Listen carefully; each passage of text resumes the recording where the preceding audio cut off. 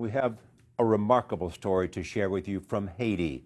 2 weeks ago, two baby girls underwent a risky operation, and our Dr. John LaPook was there. There's nothing unusual about twins holding hands, but 6-month-old infants Marion and Michelle Bernard share much more. They are joined at the abdomen. They are minutes away from one of medicine's rarest and riskiest operations. Improbably, the 2010 earthquake that brought so much death and destruction to Haiti also helped bring Michelle and Marion a shot at a normal life. Their chance lies in the hands of Dr. Henri Ford. Born in Haiti, he and his family left this Port-au-Prince neighborhood in 1972. He became an Ivy League-trained pediatric surgeon, now chief of surgery at Children's Hospital, Los Angeles. He rarely returned to his home country. That changed when the earthquake struck. I arrived the second day that the airport opened and pretty much went to work and spent 2 absolutely grueling weeks, the toughest ones of my life. But when it came time to leave, I recognized that I couldn't just say, oh, yes, I did my share and it's over. It wasn't a one and done thing. When Michelle and Marion were born, their doctors asked him if this risky operation could be done in Haiti for the very first time. The procedure would require sophisticated medical care in a country where millions still lack even basic health care. Did you ever think when you got that email, are you kidding?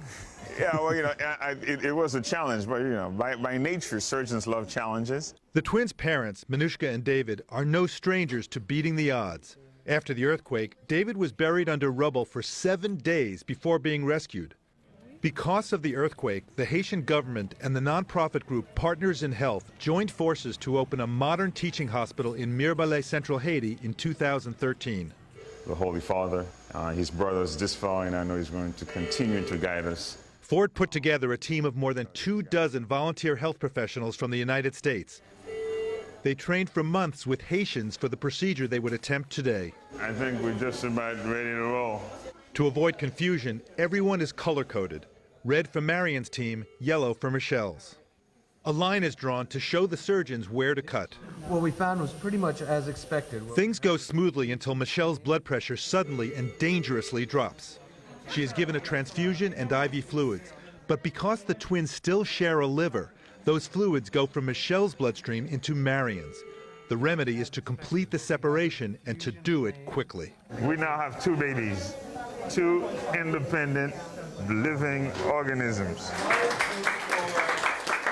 Nearly 7 hours after Marion and Michelle Bernard enter the operating room together, they leave in separate cribs.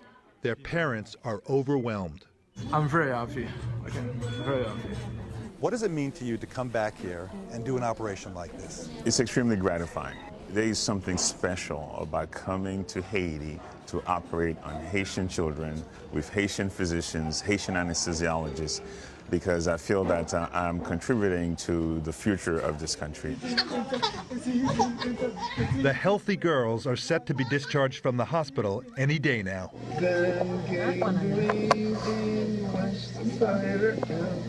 A homecoming made possible by a native son coming home. Dr. John LaPook, CBS News, Mirebalais, Haiti. What a hopeful story. Good luck to the twins.